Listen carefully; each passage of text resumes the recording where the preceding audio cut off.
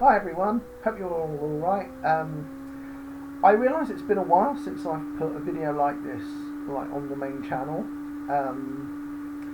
So for those of you who don't know, like reviews and things, we put on like the crowdfund thing as an extra for them. Well, mainly because they've been supporting us, and it's nice to kind of give them a little something, and also because we weren't getting that many like hits from like reviews and what have you, and so it kind of made sense to have like the Rain on City video channel be mainly Rain on City things.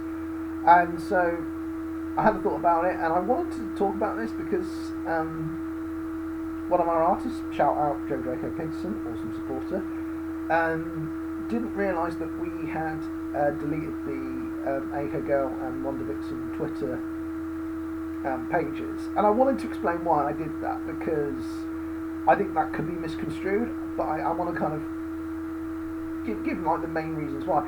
And I think the most simple reason was just workload, to be honest with you.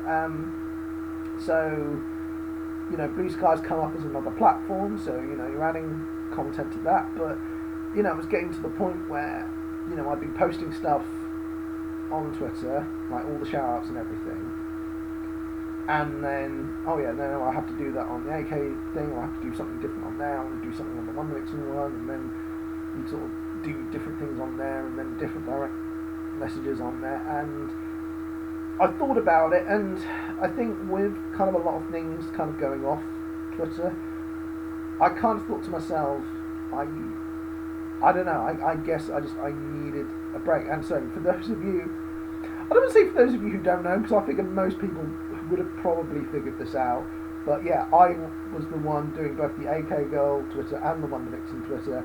So yes, there were conversations I was sometimes having between myself as AK Girl, myself as Wondervixen, going back and forth, and yeah, like there were times where I caught myself out, and there were times where that could trip you up, and so yeah, it got challenging after a while.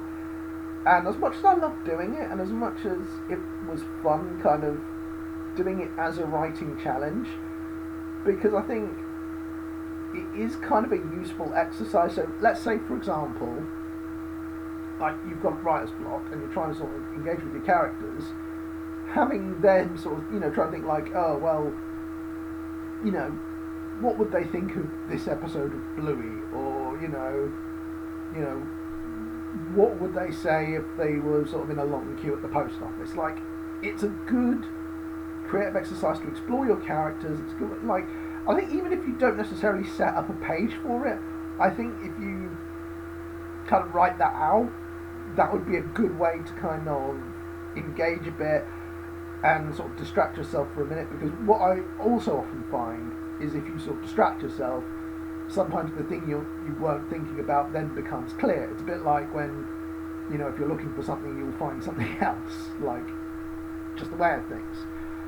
And yeah, so it kind of got to that point, and I'm getting to the, like I said, we're getting to the final issue, and yeah, it was just one of those things that you couldn't do it forever. And I think at a certain point, like I said, as much as I loved engaging with people as the characters, I think you get tired. I think it's pretty much as simple as that. And the truth is, since I've stopped doing it, it has sort of cut the workload and made it easier to focus on other things. So I'm currently working on a special version of the short stories, which is available as an extra for people who support the comic. So there's that.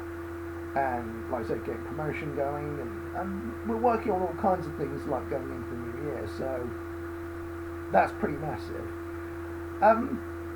So yeah, that's all I kind of really wanted to talk about, and I just wanted to kind of add this as a little quick bonus for you, sort of in between everything else. But yeah, if you do, like I say, if you do want sort of kind of character responses and whatever, we can still do that. It's just